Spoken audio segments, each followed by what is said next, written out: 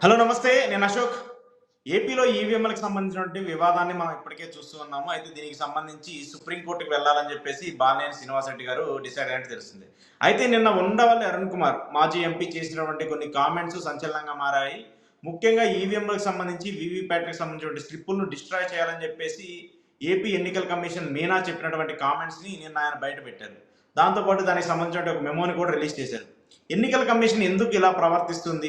అభ్యర్థులకు ఉన్నటువంటి డౌట్‌లని నివృత్తి చేయాల్సిన అవసరం ఎన్నికల కమిషన్‌కి ఉంటుంది గదా! వాటిని ఎందుకు చేయట్లేదు? అనే దాని మీద ఈరోజు ఇంటర్వ్యూలో మాట్లాడితే సార్ ఏంటి నిన్న ఉండవల్లి చేసినటువంటి కామెంట్స్ నిజమనుకోవాలా? లేదంటే ఈవీఎంలకి సంబంధించినటువంటి ఈ గొడవలకు సంబంధించి ఇది కంటిన్యూటీ అనుకోవాలా? మొత్తానికి ఎన్నికల్లో అవకతవకలు జరిగాయా? ఇది ఏదన్నా భారీ స్కామ్ ఏమైనా ఉందా? అనేటువంటి అనుమానాలు తీగ లాగితే డొంక కదులుతుందా అన్నంత స్థాయిలో మెల్లమెల్లగా ఈ వ్యవహారం అంతా కూడా ముదిరి పాకాన పడుతున్నటువంటి పరిస్థితి ఒక్క ఆంధ్రప్రదేశ్‌కే పరిమితం కాదు. ఇది యావత్ దేశవ్యాప్తంగా కూడా మొత్తం అన్ని వైపుల నుంచి కూడా ఈ అనుమానపు మబ్బులు కమ్ముకొని మరింత బలంగా ముందుకు వెళ్తున్నటువంటి పరిస్థితుల్లో ఏమవుతుంది ఇది? దీన్ని ఎలా గట్టెక్కిస్తారు? దీన్ని ఒక పెద్ద కుంభకోణం భారతదేశంలో ఒక సంచలనాత్మకమైనటువంటి వ్యవహారంగా ఇది అవుతుందా? లేదు అన్నట్లయితే ఆ మబ్బులు మెల్లగా పటాపంచలైపోయి తేలిపోతాయా? అనేటువంటి ఒక అనుమానాలు కూడా బలంగా రోజు రోజుకి వేళ్ళూనుకుంటున్న పరిస్థితి. కారణం ఏంటి అన్నట్లయితే యావత్తు భారతదేశంలో పోలైన పోలైన ఓట్ల సంఖ్య ఎన్నికల సంఘం విడుదల చేసిన తుది గణనలో దాదాపుగా 5 కోట్లు ఓట్లు అదనంగా లెక్కించబడినట్టుగా తెలుస్తా ఉంది. అంటే అధికార పార్టీకి అనుకూలంగా అంకెలు సర్దుబాటు చేశారు. దానికోసమే చాలా వరకు జాప్యం జరిగింది అనేటువంటి అనుమానాలు బలపడుతున్నాయి. పార్లమెంటులో ఈ వ్యవహారాన్ని ముఖ్యంగా వెస్ట్ బెంగాల్‌కి సంబంధించినటువంటి ఎంపీలు కావచ్చు, తమిళనాడుకి సంబంధించిన ఎంపీలైతే చాలా గట్టిగా తూర్పారబట్టినటువంటి పరిస్థితి కూడా మనకు తెలుసు. 1952 నుంచి దేశ చరిత్రలో పోలైనటువంటి ఓట్ల సంఖ్య అంటే ఈ వేరియేషన్ డిఫరెన్సు కేవలం 1% అంటే 1%ని మించి దాటలేదని చెప్తున్నారు. అయితే మరి 24లో ఈ తేడా ఎంతవరకు ఉందంటే 12.5% గా ఉంది. ముఖ్యంగా ఒడిషా, ఆంధ్రప్రదేశ్‌లో 12.5% ఓట్లు అదనంగా వచ్చాయని అన్నీ కలిపితే దాదాపు 5 కోట్ల అదనపు ఓట్లు లెక్కించారు అని చెప్పనేది చాలా బలమైనటువంటి ఒక వాదన వినపడుతుంది. దీనికి అనేక రకాలైనటువంటి ఆధారాలన్నిటిని కూడా చూపిస్తున్నారు. మరి దీని మీద సరే ఎన్నికల సంఘం ఏ విధంగా కప్పదాటు వ్యవహారంను వేస్తూ ఉంది? ఎలా దీంట్లోంచి బయటపడాలనుకుంటుంది తప్ప చిత్తశుద్ధితో తమ యొక్క పారదర్శకతని నిరూపించుకోవాలని మాత్రం ప్రయత్నం చేయట్లేదు. యావత్ భారతదేశ చరిత్రలో ఇంతవరకు ఎన్నికల సంఘానికి ఇటువంటి ఒక మచ్చ అనేదైతే ఎప్పుడూ లేదు. మరి ఈ మచ్చల్ని శాశ్వతంగా ఉంచుకుంటుందా? లేదంటే తుడి చేసుకునే ప్రయత్నం చేస్తుందా? కాదు అన్నట్లయితే తన నిజాయితీని నిరూపించుకొని ఇవి కృత్రిమమైనటువంటి మచ్చలే అని చెప్తుందా అనేది చూడాలి. అయితే వ్యవహార శైలి చూస్తే మాత్రం అనుమానాలు చాలా బలంగా ఉన్నాయి. స్థూల ఓటింగ్ శాతం ఎంత యావత్ దేశంలో?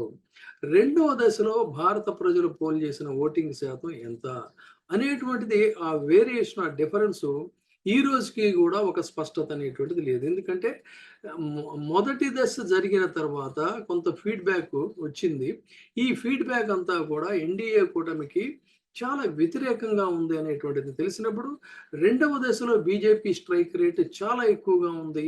ఇతర అనేటువంటిది దేశంలో వివిధ ప్రాంతాల నుంచి వస్తున్నటువంటి వాదనలు పార్లమెంట్లో కూడా ఇదే అంశాన్ని చాలా గట్టిగా గళాన్ని విప్పినటువంటి ఎంపీలు కూడా చాలా మంది ఉన్నారు. ఓవరాల్‌గా పోలైన ఓట్లకి, లెక్కించిన ఓట్లకి మధ్య మరి 5 కోట్ల తేడా ఏ విధంగా వచ్చింది? ఈ 5 కోట్లు మళ్ళీ మనం యావత్తు 540 సీట్లతో దాన్ని కలిపి చూడాల్సిన అవసరం కూడా లేదు. కేవలం 15 రాష్ట్రాల్లో 79 సీట్ల తేడా చాలా ఎక్కువగా ఉన్నట్టుగా కనిపిస్తుందని చెప్తున్నారు. అంటే 79 సీట్లలో ఈ 5 కోట్ల ఓట్లు ఏ విధంగా తేడా వచ్చాయి అనేటువంటిదే ఇవాళ ప్రధానంగా ప్రశ్న. ప్రత్యేకించి మన ఆంధ్రప్రదేశ్ విషయంలో గనక చూసుకున్నట్లయితే ఇప్పటికే ఒక సంచలనాలకి తెరలేచింది. మరి ఆ పరిస్థితుల్లో ఏపీలో వీవీప్యాట్లు కూడా లెక్కించాలి అని బాలినేని ప్రత్యేకంగా డిమాండ్ చేస్తున్నప్పటికీ కూడా సుప్రీంకోర్టు చెప్పింది. సుప్రీంకోర్టు చెప్పినటువంటి దీన్ని కాదని మీ సొంత పెత్తనాలేమిటి? ఇది న్యాయస్థానం యొక్క దీన్ని ఉల్లంఘించడం కదా! Is it not violation of the judiciary అని చెప్పని ఇవాళ ఆంధ్రప్రదేశ్‌లో ఒక వాదన తెర మీదకి వచ్చిన పరిస్థితి. వీవీప్యాట్లు లెక్కించాలని చెప్పని బాలినేని చేస్తున్న డిమాండ్‌ని ఎన్నికల సంఘం ఒప్పుకోవడం లేదు. పైగా నిన్న మొన్న తాజాగా ఉండవల్లి అరుణ్ కుమార్ గారు కూడా ఒక ఆసక్తికరమైన కామెంట్ చేశారు ఆయన. ఏమిటి అన్నట్లయితే మనందరికీ కూడా తెలుసు ఇది పోలింగ్ అయిపోయిన తర్వాత దాదాపు 45 రోజుల పాటు వీటిని భద్రంగా ఉంచాలి అని అంటే కేవలం 20 రోజుల్లో వాటన్నిటిని డిస్ట్రాయ్ చేయమని చెప్పడానికి హూ ఆర్ యూ? ఎవరు నువ్వు అసలు? నీ పని ఏంటి? ఎలక్షన్స్‌ని పారదర్శకంగా నిజాయితీగా నిర్వర్తించటమే ఎన్నికల సంఘం బాధ్యత. అంతేగాని ఎక్కడ ఉంది ఆ ప్రయోజనం 20 రోజుల్లో డిస్ట్రాయ్ చేయమని? అంటే సంథింగ్ ఈజ్ ఫిషీ.